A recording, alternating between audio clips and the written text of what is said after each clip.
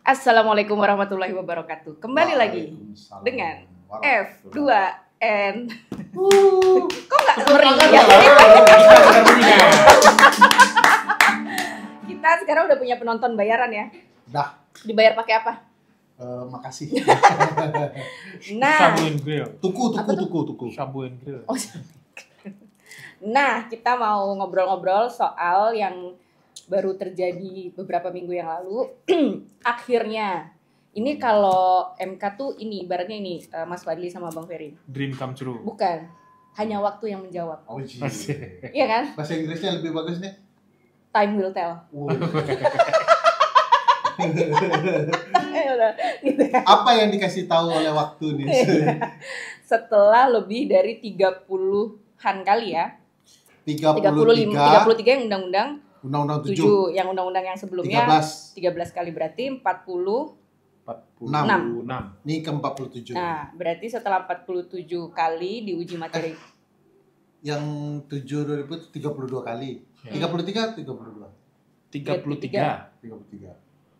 Nah, setelah 33 kali diuji materi ke MK, akhirnya ambang batas pencalonan presiden dihapuskan sama MK. Jadi dinyatakan inkonstitusional. Jadi bukan ambang batas pencalonan presiden itu bukan jadi 0% ya. Bukan jadi 0%, tapi emang ambang batasnya sendiri inkonstitusional karena kalau Tidak boleh ada karena kalau 0% itu ada tapi persentasenya 0. Ini nggak boleh ada sama sekali. Ya. Jadi itu. Nah, kita mau tapi pertanyaannya, Perludem kalah berapa kali? Dua. Saya 3 kali kalah. Ambang batas 2 kali kita. Yang Saya sama 3 Bang kali. sekali kan? Saya jadi Pemohon. sama pemohon sama teman-teman Perludem. Itu yang legal Itu standing-nya perkara ditolak. 20. Ya, legal standing ditolaknya ke tahu. Yang kedua jadi ahlinya Bang Effendi Ghazali. Oh, itu yang bareng kita yang awal tuh. Iya, Kuasa hukum Bang Rizal. 3 kali saya kalah. Bang Abang Rizal Ramli. Itu yang terakhir ya? Yang terakhir, yang tahun lalu ya? Sama teman-teman ini kan? Teman-teman Tenis siapa? Teman-teman ini siapa? Ada Perludem juga kan? Enggak ikut. Enggak ya? Enggak ikut. Oh, Partai Buruh. Iya, Partai Buruh. Nah, akhirnya dinyatakan inkonstitusional. Jadi ada pergeseran pendapat MK. Nah, saya mau bertanya sama mas-mas berdua ya. Sebenarnya saya cuma mau ada satu pertanyaan ini aja. Selebihnya terserah siapa yang mau nanya. Dari tadi betul dia siapkan satu Jadi Sampai gini, dibuka laptop. sampai kita nggak dikasih tahu apa pertanyaannya. jadi gini pertanyaan saya adalah, kan ini ambang batas pencalonan presiden sudah dinyatakan inkonstitusional. Putusan 62 ya. Ya kan? 62 Yang diajukan oleh teman-teman UIN Sunan Kalijaga, 4 orang mahasiswa. Nah, itu kan udah ditolak. Ditolak di UIN Sunan Kalijaga itu di Jogja ya? di Jogja. Ya, suka. Dinyatakan inkonstitusional. Putusan 62. Nah, waktu itu kita diskusi soal pemilu pilkada adalah pemilu. Kan udah nggak ada beda lagi dong, pilkada sama pemilu ya. Pilkada ya pemilu. Nah, apakah inkonstitusionalitas ambang batas pencalonan ini juga bisa diterapkan di pilkada? Sebelum ke situ, nah tapi kan ada putusan 60. Kok senyum-senyum sih antum? Ada putusan 60 yang bilang syarat pencalonan lewat partai politik itu ada range-nya. Berdasarkan jumlah penduduk, kayak kalau MK kan waktu itu pakai calon perseorangan kan referensinya. Jadi ini ada putusan yang bilang ambang batas pencalonan presiden itu inkonstitusional, ada rezim pilkada, adalah pemilu, ada putusan 60. Nah, pertanyaan saya kedua ahli hukum tata negara ini, jadi kalau di pilkada pakai yang mana? Keterangan kami berbayar atau tidak? Itu pertanyaan menarik. Iya. Siapa yang jawab? Susah nggak pertanyaan? Ya, saya ya. Kalau menggunakan metode tafsir ya, tafsir konstitusi, tafsir peraturan perundang-undangan, singkatnya memang ada inkonsistensi dari cara MK memutus perkara ini. Soal ambang batas nih ya, ada semacam inkonsistensi dalam menafsirkan soal ketentuan ambang batas. Tapi kalau kita memahami bagaimana hakim memutus perkara yang tidak mungkin lepas dari konteks situasi aktual, konteks sosial politik yang ada pada saat itu, di bagian tertentu ya memang putusan 60 untuk pilkada saat itu diputus di tengah situasi di mana ada kebuntuan potensi banyak sekali calon tunggal yang akan muncul karena koalisi partai politik pendukung presiden terpilih ingin memborong semua pencalonan kepala daerah dengan hanya satu pasangan calon, maka hadir putusan 60. MK ingin menabrak itu, ingin membongkar kebekuan itu. Makanya gradasinya tidak dengan menghilangkan, tapi dengan menurunkan standarnya, menurunkan syaratnya, yaitu dengan cara tidak lagi memakai ketentuan kursi, tapi memakai ketentuan perolehan suara yang basisnya sama dengan syarat calon perorangan. Itu situasi saat itu. Nah, kalau ketentuan ambang batas yang diputus pada situasi akhir-akhir ini, di mana kontestasi pemilu sudah selesai dan pemerintahan baru sudah terpilih, ada refleksi terhadap proses pencalonan presiden di tahun 2024 dan 2019. Kemudian ada semacam, saya menangkap ada semacam semangat reform ya. Ada ya indikatornya yang bisa kita lihat adalah revisi undang-undang pemilu dan undang-undang pilkada masuk di prolegnas prioritas tahun 2025. Dan ya mungkin bagi MK merasa ada situasi sosial politik yang nyata pada pencalonan presiden. Ketentuan ambang batas ini kemudian memberikan kecenderungan jumlah calon pasangan presiden itu hanya 2. Kalau kita baca putusannya itu kan eksplisit disebut, Mbak. Jadi apa alasan baru MK di dalam putusan nomor 62 ini? Ya alasannya alasan kasus real, kasus faktual. Dengan adanya kasus faktual bagaimana dinamika pencalonan presiden tahun 2024, 2019, dengan kasus faktual itulah MK mengubah pendiriannya. Apakah itu boleh? Ya boleh saja. Jadi memang tidak bisa dibatasi memang perubahan pendirian hakim dipengaruhi oleh situasi hari-hari itu. Tapi apakah nanti ini akan berpengaruh kepada ambang batas pencalonan pemilihan kepala daerah? Ya sangat mungkin ya. Tapi bagaimanapun itu pilihannya bisa 2 menurut saya. Satu, secara sadar nanti dalam revisi undang-undang pemilu dan undang-undang pilkada, pembentuk undang-undang ya sudah karena ambang batas pencalonan presiden sudah dinyatakan inkonstitusional, maka tidak ada lagi nih ketentuan ambang batas pencalonan kepala daerah dengan menggunakan ambang batas perolehan suara sekalipun. Hilang tuh dia dengan kesadaran pembentuk undang-undang.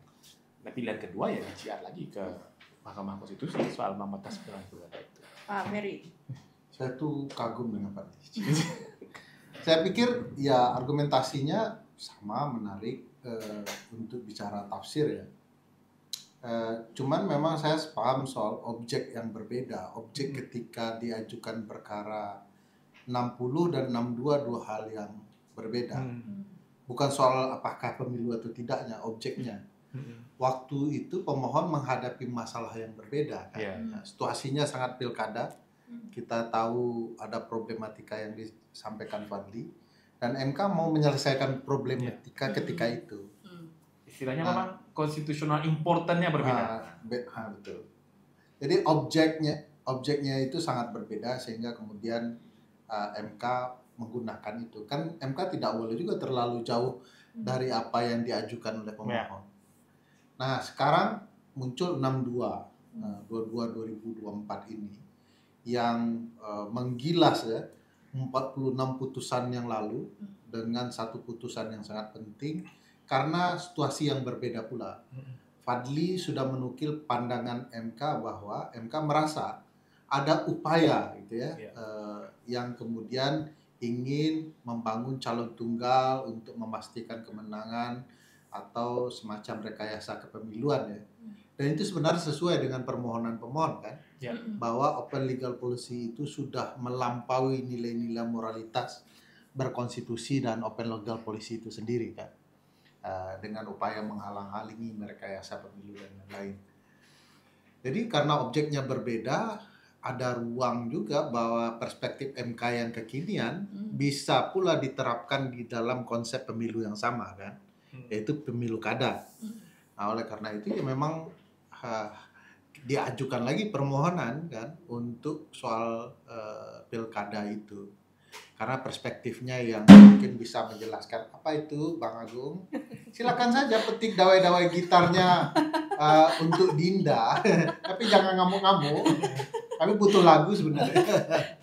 Jadi menurutku karena itu memang mau tidak mau ya harus diajukan permohonan karena pemilu kada itu. Sekaligus ini juga membantu para pembentuk undang-undang, Mbak Ninis, supaya nanti ketika membahas paket undang-undang pemilu tidak lagi berdebat soal tafsir konstitusional mana yang harus dilekatkan di undang-undang pemilu presiden dan pemilu kepala daerah. Jadi supaya juga nanti secara politik punya kepentingan berbeda-beda, akhirnya kan tidak tidak matching ya pendekatan kepemiluan kita. Eksekutif pusat begitu, eksekutif daerah beda. Nah, menurut saya harus disamakan tuh kalau memang ambang batas pencalonan presiden tidak ada, ambang batas pencalonan kepala daerah juga harusnya tidak ada, kan begitu ya. Logikanya memang menuntut begitu. Karena logika MK di presidential candidacy threshold ini kan mengatakan ada upaya untuk membatasi pasangan calon, mau 2 pasangan calon. Loh, itu sudah lama terjadi di pemilu kada. Bahkan memborong perahu bahkan sudah terjadi. Jadi moralitas value-nya dari proses pencalonan pemilu kada juga sama kenanya dengan pencalonan pemilu presiden kan. Nah, itu menurutku memang unik nih putusan, termasuk putusan soal pemilu presiden ini. Semua bergantung waktu, yang Ninis katakan time will tell kan. Banyak hal yang dikatakan di dalam hal ini ya. Ada yang mengatakan bahwa open legal policy itu apakah memang ada di ambang batas pencalonan atau memang tidak ada sebelumnya. Karena jangan-jangan open legal policy itu cara MK menghindar saja di masa lalu. Nah sekarang untuk yang mau dihindari itu sudah tidak ada kan begitu ya mungkin ya. Nah itu yang kemudian membuat MK memutuskan berbeda pula 47 perkara. Ya. Nah, saya mau nyambung dari apa yang disampaikan Bang Ferry itu, Mbak. Ini sejarah Undang-Undang 7 ya, khusus soal ketentuan ambang batas. Nanti Mbak ini sudah tambahkan juga. Memang benar, Bang. Ada yang betul-betul menginginkan ada ketentuan ambang batas itu, ambang batas pencalonan presiden ya, 20% kursi itu. Ya. Ketika pembahasan Undang-Undang Nomor 7 tahun 2017 di medio tahun 2016-2017. Ya siapa itu? Ya Jokowi. Nah, kenapa itu diinginkan waktu itu? Karena memang kalau tidak ada ambang batas pencalonan presiden, calon presiden bisa lebih dari 2. Nah, itu mengancam kemenangan Jokowi waktu itu. Saya punya keterangan ahli yang kurang lebih sama soal electoral competitiveness. Kompetisi dalam kepemiluan. Termasuk ambang batas itu bagian dari upaya merekayasa calon kan, siapa yang muncul, bagaimana menang. Nah, salah satu teori menarik, Pak. Saya enggak tahu Fadli baca apa tidak atau teman-teman pernah mendiskusikan. Salah satu penjelasan soal electoral competitiveness itu adalah berbagai peristiwa kepemiluan dalam sistem presidensial ada rekayasa pencalonan itu. Jadi misalnya si A kalau bisa berlawanan dengan calon yang lebih lemah dari dia. Itu direkayasa. Nah, bentuk di Indonesia, rekayasa itu adalah ambang batas pencalonan. Sehingga si A yang lemah dapat bertarung dengan si B yang jauh lebih lemah. Jadi fragile candidate melawan more fragile candidate. Jadi itu direkayasa demikian rupa dan itu terasa betul. Saya ingat pernah memberikan keterangan konsep itu.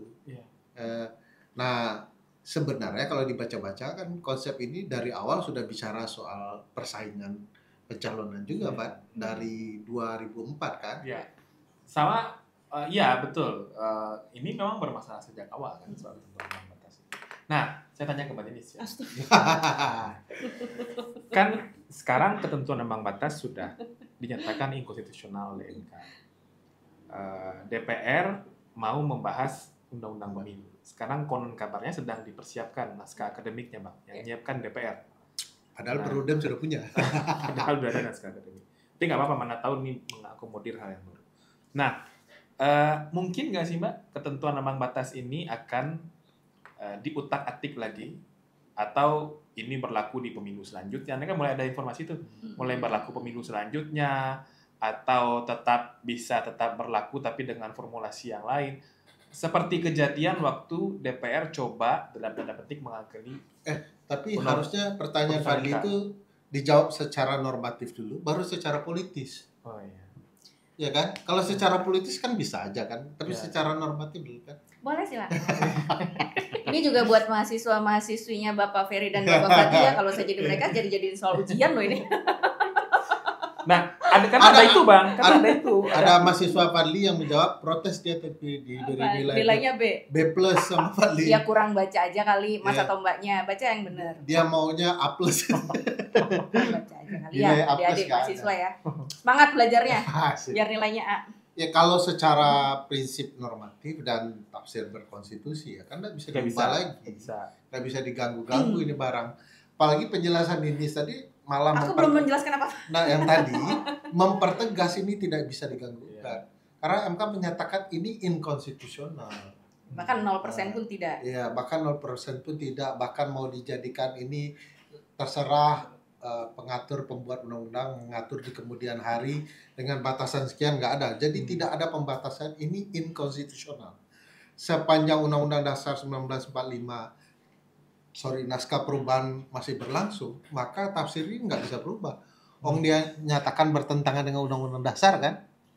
Nah, perspektif itu juga agak berbenturan dengan gambaran soal putusan ke-47 ini, Pak. Karena 46 sudah bicara begitu, tiba-tiba diubah. Berbelok. Nah, jadi secara keilmuan, walaupun dikatakan tidak bisa diubah, saya ingat tuh, nggak boleh tafsir konstitusi itu berubah. Kecuali karena beberapa faktor. Satu, ada constitutional impotence yang berbeda, objeknya berbeda, terjadi peristiwa yang berbeda sama sekali, persis seperti Pak Tujuh mengatakan begitu. Itu mungkin. Kalau sudah ditafsirkan, hanya bisa diubah kalau undang-undang dasar atau konstitusinya diubah, Pak. Pasalnya diubah, diganti. Maka boleh pula putusan tafsir MK baru. atau putusan peradilan mengatakan yang berbeda, itu selingan ya. Nah itu kondisi-kondisi yang mungkin diubah. Selepas itu tidak mungkin, tidak boleh. Karena saya ingat dulu kuliah dikatakan oleh guru besar soal ilmu tafsir ini, kalau peradilan boleh mengubah-ubah nih, maka tidak akan ada kepastian konstitusional suatu permasalahan di sebuah bangsa. Karena punya kecenderungan berubah-ubah. Saya ambil contoh misalnya, boleh berubah karena ada peristiwa yang terjadi, selalu jadi tren menarik kasus perempuan yang boleh aborsi. Kasus Jane Roe ya, Roe versus Wade kalau di Amerikanya terkenal. Awalnya Amerika tuh penganut tidak boleh aborsi karena itu membunuh kehidupan gitu ya. Tetapi ada satu peristiwa namanya Roe, kalau Roe itu artinya nama perempuannya dirahasiakan. Jane Roe namanya. Kalau laki-laki, kalau itu meninggal. Jadi kalau dia meninggal tidak dikenal Jane Doe atau John Doe, tapi kalau dirahasiakan jadi Jane Roe atau John Roe kalau dirahasiakan. Nah dia ini diperkosa orang nih. Sementara hukum Amerika melarang aborsi. Nah dia kasih bayangan kurang lebih, gimana kalau yang lahir itu mirip dengan pemerkosa dia? Bagaimana dia merawat bayi itu? Guncang Amerika tuh nih. Lalu diputuskan boleh dengan pengecualian dalam kasus-kasus seperti Jane Roe. Dia diperkosa, dia belum hidup dalam konteks ilmu pengetahuan waktu itu. Jadi dia boleh aborsi. Tapi setelah putusan itu terjadi perkembangan. Makin banyak aborsi di Amerika. Terjadi pelanggaran-pelanggaran prinsip. Lalu karena saking banyak, nah sekarang kan mereka akan membahas bagaimana kemudian kedepannya ada pembatasan-pembatasan aborsi. Karena banyak sekali Jadi tidak soal diperkosa lagi, soal macam-macam kan, soal hal-hal tertentu. Jadi karena hukum berkembang, kondisi berkembang, situasi berkembang, akhirnya ada perubahan-perubahan bergantung dengan terjadinya perubahan. Syaratnya adalah putusan itu juga mendeklar kenapa dia berubah. Nah, jadi dia nggak boleh juga berubah sama sekali. Nah, problematika putusan MK kita seringkali berubah tanpa mendeklar situasi apa yang membuat ini berubah, dan dalam kondisi itulah perubahan ini diberlakukan. Saya boleh nanya lagi nggak sebelum menjawab? Berat Nanti ya? pertanyaannya nanti ya saya jawab ya.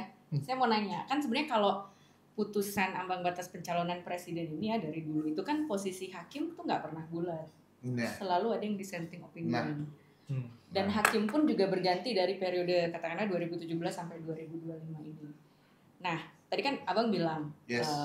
Harus ada yang berubah nih, apa nih yang mendasar berubah? Hakim berubah termasuk? Enggak, tapi aku mau nanya gini, kan ini hakimnya tuh nggak pernah bulat loh, menyatakan ambang batas pencalonan presiden inkonstitusional. 72, 63, terakhir 54. Nah, kemudian di dalam perjalanannya waktu pun hakim juga berganti. Ya. Nah, itu apakah juga situasi ya orang kami nggak berubah kok, cuman jadi lebih banyak aja yang setuju ini inkonstitusional gitu. Nggak boleh sebenarnya secara teori. Jadi maksudnya sekarang hakim yang baru sekalipun punya pendapat yang sama dengan yang kemarin sepanjang situasinya sama, dia nggak boleh menafikan putusan hakim sebelumnya. Kalau nggak terjadi konsep kasasi kan atau banding. Tapi yang banding oleh hakim baru kan, nggak boleh, dia harus menghormati, karena itu apalagi putusan final and binding. Apa maksud final and binding? Itu juga mengikat hakim yang ada. Nah, kita kan merasa problematikanya adalah MK itu kan tidak pernah tegas, dia gantung terus soal ambang batas itu. Ini open legal policy, ini open legal policy, ini open. MK itu tidak pernah sungguh-sungguh bicara soal ini konstitusional atau tidak konstitusional. MK nggak bilang begitu. Ini haknya para pembentuk undang-undang. Baru di putusan ini tegas. Nah, di putusan ini dia tegas ketika 4 anak muda luar biasa ini bilang ini sudah terjadi pelanggaran prinsip open legal policy ini. Anda harus putuskan apa yang mereka lakukan itu konstitusional atau tidak. Kalau kemudian gagasan open legal policy mereka tabrak, terutama soal morality value itu. Jadi memang agak unik, ini perdebatan yang agak serius kan dalam ruang ilmu tafsir ya. Apakah diperbolehkan? Tapi saya mau jawab enggak boleh. Setelah ini ada upaya mengkadali ya, atau mengakal-akali. Kadali itu bahasa agung gitu ya, sama Haikal. Mengakal-akali apa yang sudah dinyatakan inkonstitusional atau konstitusional, apalagi nggak pakai syarat. Ya. Jadi ya menurut saya pernyataan Profesor Ilmu Tafsir tadi, karena ada beberapa kondisi saja yang bisa mengubahnya, seperti kasus Jen Ru itu, atau ada amandemen Undang-Undang Dasar kita. Nah, sekarang kan kuncinya ada di Presiden sebagai pembentuk undang-undang dan DPR. Dari fragmentasi politik yang sekarang gimana kira-kira, Bu? Nah, ini kan dulu Gerindra, PAN, Demokrat, PKS 2017 ini partai yang walk out tuh karena menolak ambang batas. Sekarang gimana kira-kira? Kalau aku tuh gini ya, berkatnya dari kejadian putusan 60 itu ya, apa tuh hashtagnya peringatan darurat. Harusnya pertanyaan Fadli ini nggak ada karena kita bisa menaati konstitusi. Sebenarnya ini pertanyaan kenapa sih kita nggak mau ya, mungkin ya nggak mau on the track gitu loh sama konstitusi sama demokrasi gitu. Harusnya kan tadi putusan kan putusan Mahkamah Konstitusi kan final dan mengikat gitu loh, final dan mengikat, bukan cuma mengikat keempat mahasiswa UIN ini aja kan, tapi mengikat seluruh bangsa dan negara ini gitu. Termasuk hakim-hakimnya gitu. Nah, jadi dalam beberapa diskusi ya, misalnya DPR bilang oh ya nanti masih tergantung sikap fraksi gimana, harusnya kan itu nggak ada. Ya ini udah final dan itu mengikat. Pernyataan betul sangat politis, pernyataan bukan bentuk penghormatan kepada konstitusi. Iya, nanti sikapnya pemerintah gimana, harusnya statement itu tuh kalau menurut saya nggak ada gitu loh. Kalau kita betul-betul memahami sifat putusan Mahkamah Konstitusi ini. Cari celah kali ini. Iya, dan ini tadi kan sempat Fadli tanya ada perdebatan ini mau berlakunya kapan, 2029, 34, 39 kapan gitu. Dalam beberapa kali uji materi, MK itu selalu menyebutkan kalau misalnya dia memang tidak mau diberlakukan sekarang, MK akan sebut tahunnya kapan gitu loh. Kalau tidak Sepanjang sebut tidak ya berlaku, sejak mention dibacakan. eksplisit ya. Iya, kayak misalnya keserentakan pemilu dibacainnya 2014. Tapi diberlakukannya 2019 karena ya situasi waktu itu pemilu 2014-nya udah mau jalan. Parliamentary threshold misalnya yang perlu diuji materi. Ya Ibu cemas kalau itu kalau dikabulkan. Enggak, aku nggak cemas. Masa ya? Kan itu permintaan kita. Itu MK bilang berlakunya 2029, 2024 tetap pakai yang 4%, tapi 2029 harus dihitung ulang. Jadi MK pasti akan mention kalau emang nggak diberlakukan sekarang itu pasti akan disebut waktunya sama Mahkamah Konstitusi. Nah kalau nggak disebut sama MK ya berlaku sejak dibacakan nggak sih putusan itu. Jadi ekstrimnya ya, sekalipun DPR sama pemerintah tidak merevisi undang-undang pemilu ya pasal 222 itu udah nggak ada gitu loh per tanggal 2 Januari dibacakan itu kan pasal itu udah tidak ada misalnya nanti pembentuk undang-undang nggak merevisi itu. Udah dilalihi dia. Iya. Tapi ada peristiwa juga kalau diingat Undang-Undang 48 2009. Usah nggak gimana? Enggak lah. 48. 48 42 2008. Apa sih undang-undang pemilu? 42 ya. Pemilu Presiden 42 2009. 2008. Kalau tidak salah putusan MK 2009 ya. Yang berkaitan dengan 42 itu. Iya, 2009. Nah, itu tipis-tipis tuh antara tahun pemilu dan pembahasan undang 2008, 2009 pemilunya nih. Iya. Oh, Ya kan pembahasan undang-undang Pilpres agak terlambat. Jadi bayangkan nguji-nguji di tahun mendekati pemilu presiden. Lagi-lagi kita bertarung kan antara kepentingan politik di parlemen dan kepentingan masyarakat sipil di luar. Bayangkan padahal seluruh tahapan perlu diawasi, dilihat, diperjuangkan sama-sama. Nah, jangan-jangan itu juga kekhawatiran itu, Nis. Kalau partai-partai cari-cari alasan ini kita lihat dulu, kita pertanyaan dulu. Mau coba berbelok. Prof. Yusril bilang tidak mungkin ada tafsir lain. Tapi berapa hari kemudian dia bilang itu kan pendapat pribadi saya. Tapi pendapat kabinet kan bisa berbeda karena saya juga diskusi dengan anggota kabinet lain. Ini kan sikap tidak konsisten. Bahwa kalau memang mau patuh putusan apa ya udah patuh saja. Yang agak firm itu pernyataan Wamendagri ya. Perdebatan soal ambang batas selesai setelah selesai. Itu agak firm tuh, Mas Bima Arya ya. Ya Pak Wamen sih bagus ya karena paham pemilu. Yang agak saya khawatir ya itu ada upaya-upaya ini juga. Ada ketakutan kalau ambang batas pencalonan presidennya dihapuskan, calonnya banyak. Emang kenapa calonnya banyak? Calonnya banyak kan nggak apa-apa ya calonnya banyak. 270 juta ya penduduk Indonesia. Masa calonnya 2? Pulau kita aja 17.000. Masing-masing pulau boleh tuh. Ya, karena teorinya kan nggak akan mungkin calon presiden itu sampai ratusan orang, puluhan orang nggak akan mungkin juga, Pak. Karena ini kan yang bisa mengusulkan atau mengajukan pasangan calon itu kan hanya parpol peserta pemilu. Dan logikanya kan juga gini, Pak. Nggak mungkin partai itu mengajukan orang untuk kalah. Kan? Iya, pasti ya, untuk menang. Ya. Kalau kemudian mengajukan semua, tapi kalah untuk apa bagi mereka? Tentu mereka punya konsolidasi tertentu.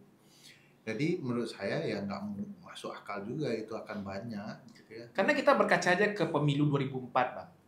Dan maksudnya bukan ini Pak, tidak masuk akal akan banyak sekali kan. Iya, kalau banyak iya nggak apa-apa juga. Iya kalau 7, 8 kan nggak apa-apa. Menurutku nggak apa-apa loh. Bahkan sampai 10 pasang pun nggak apa-apa. Amerika kemarin 24 lebih. Iya. 23 pasang lebih. 24 tuh lain-lain datang ke ballot tulis nama kan. Iya. Kita berkaca ke pemilu pertama lah, presiden pertama langsung 2004. Itu kan waktu itu ambang batasnya baru 3% ya. 3 atau 4%. 3%, seingatku karena aturan peralihan tuh 3%. Nah, calon presidennya hanya 5. Nah, kalau parpolnya itu banyak sekali. Banyak sekali parpol peserta pemilu 2004. Iya. 48. Cuma 5 pasangan calon presidennya. Kalau kita pakai kalkulasi sederhana misalnya, dulu 3%, calonnya 5. Sekarang tidak ada ambang batas calon presiden, 2 kali lipatnya cuma 10 pasang. Sebanyak ini orang. Iya. Dan perlu diingat bahwa nanti akan ada selalu putaran kedua. Rancang bangun konstitusional akan ada putaran kedua. Pasti dapat suara mayoritas. Lah, sekali lagi kalau putaran kedua mahal itu kan alasan teman-teman partai politik saja, biaya mahalnya nggak di sana. Ya. Biaya mahalnya KPU sering keluar negeri. Dan ini MK ya tadi kan yang Totot. yang bisa mengajukan itu hanya partai politik peserta pemilu. Dan jadi peserta pemilu susah. Dan untuk jadi partai politik peserta pemilu tuh harus terdaftar dulu di Kementerian Hukum. Sekarang Kementerian Hukum aja ya. Kan bisa 3 tuh. Kementerian Hukum aja itu syaratnya udah berat. Terus harus daftar lagi ke KPU, syaratnya juga berat. Ada verifikasi faktual, ada verifikasi administrasi dulu baru faktual. MK bilang di putusan apa ya, aku lupa, MK bilang verifikasi itu juga adalah salah satu cara untuk memangkas partai politik gitu loh, partai politik peserta pemilu kalau verifikasinya benar. Benar nggak kemarin? Betul. Verifikasi kemarin betul? Enggak. Aku mau mencontohkan soal ini bahwa tidak mudah bagi seluruh partai untuk mengajukan calon. Persis yang dibilang.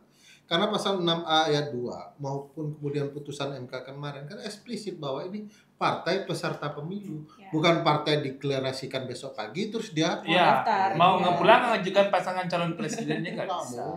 Nggak mungkin. Jadi peserta pemilu dulu.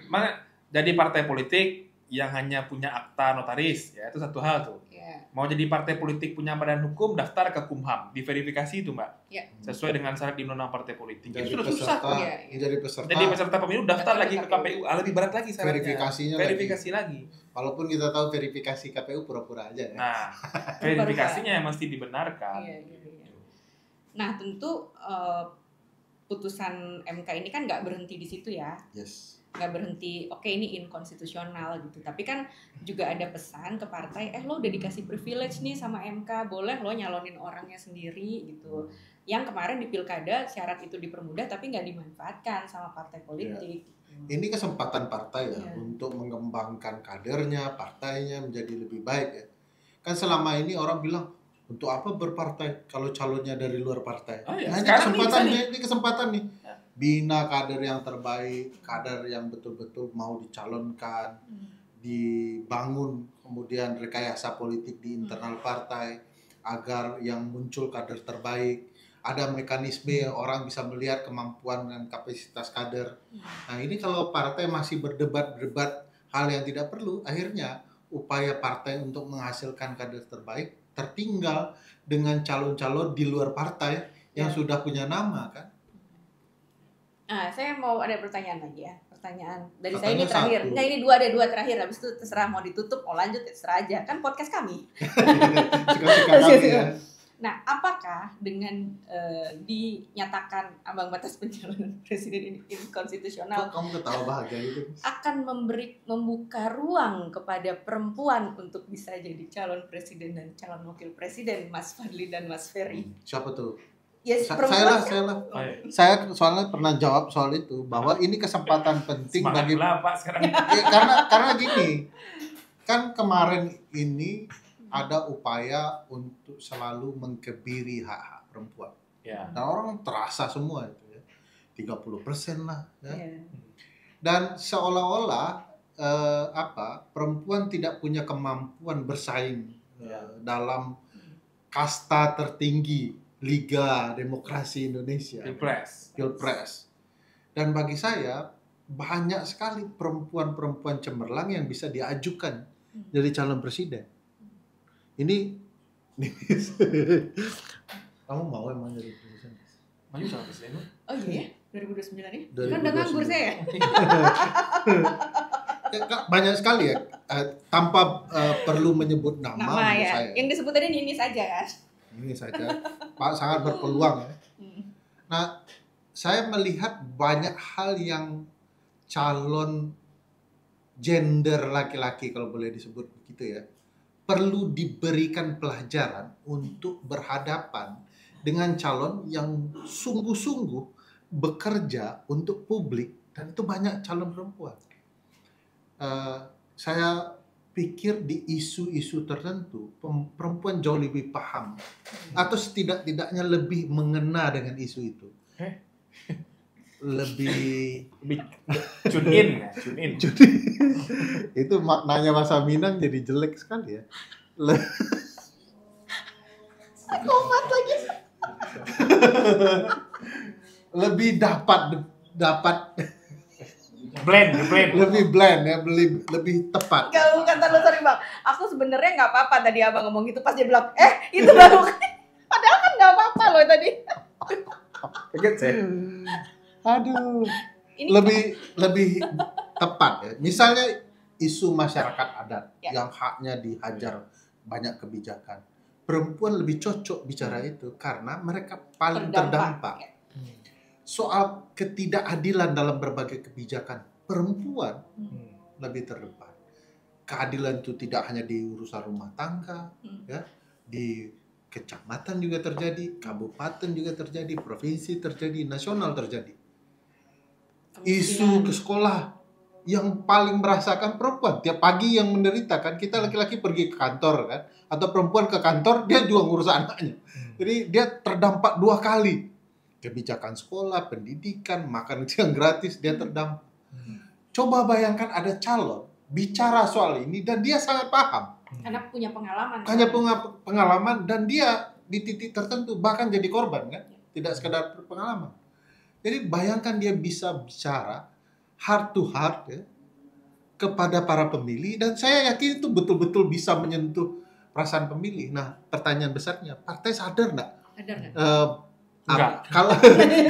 Kalau ini bisa quote and quote dijual kepada pemilih dan pemilih langsung dapat.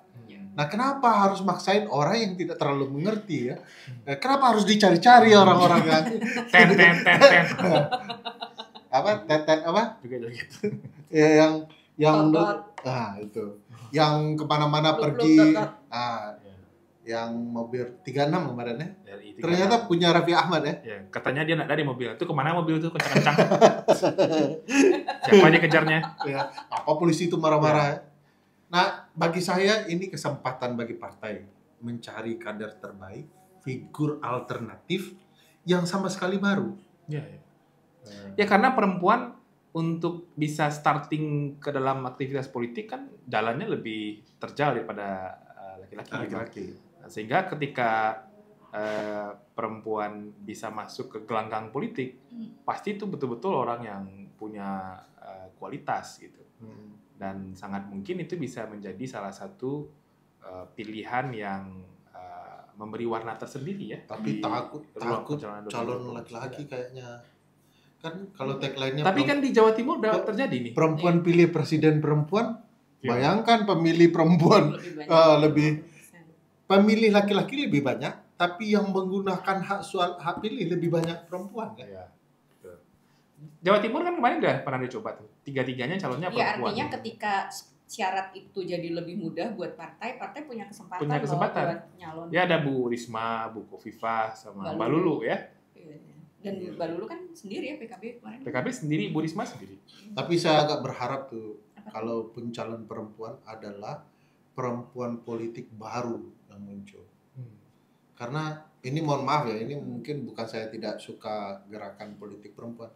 Ternyata mempan politik yang banyak berkecimpung hari ini tidak betul-betul serius juga memperjuangkan perempuan. Karena patriarki itu bukan hanya ada di laki-laki, di perempuan pun juga ada patriarki. Nah, ini menarik nih pernyataan. Enggak benar karena perempuan itu kan maksudnya gimana tuh? Perempuan itu bukan identitas tunggal. Saya sebagai perempuan nih, identitas saya tuh nggak cuma perempuan, tapi ada backgroundnya, ada latar dia belakang, tidak memperjuangkan ada ideologi partainya, ada hak orang yang termarginal itu ya. Itu kan banyak. Jadi perempuan itu bukan identitas tunggal, perempuan. Ya, bukan yang kita bicarakan adalah ideologi perjuangan. Ya, jadi di dalam perempuan pun bisa jadi ada patriarki. Itu poinnya. Artinya jangan berharap kepada sekedar perempuan, tapi perempuan yang tampil dalam ideologi perjuangan perempuan. Dan kita bisa rasakan berbagai pembuat kebijakan yang perempuan ternyata nggak pro perempuan juga gitu ya. Kok bisa dia berpikir seperti itu? Ya, jadi sebenarnya kan perjuangan ini jadi ngomongin politik perempuan dikit ya. Jadi perjuangan politik perempuan itu tentu nggak sekedar jumlah gitu ya. Banyak. Saya udah punya calon nih. Agak 3 punya saya nih. Episode berikut lah. Bukan sekedar jumlah, tapi ada transformasi politiknya gitu loh. Jadi ketika perempuan hadir tuh diharapkan ada yang ditransformasikan tadi. Menarik juga episode berikutnya tuh. Perempuan mana yang paling layak maju sebagai presiden? Sebut nama kita. Baiklah kalau begitu, yang ini udah ya. Yang ini udah. Berarti tunggu episode selanjutnya ya. Yes. Karena kami mau makan. Sampai jumpa. Assalamualaikum. Gak ada kesimpulan emang gak ada. Jangan. Suka-suka. Suka-suka. Berani kah?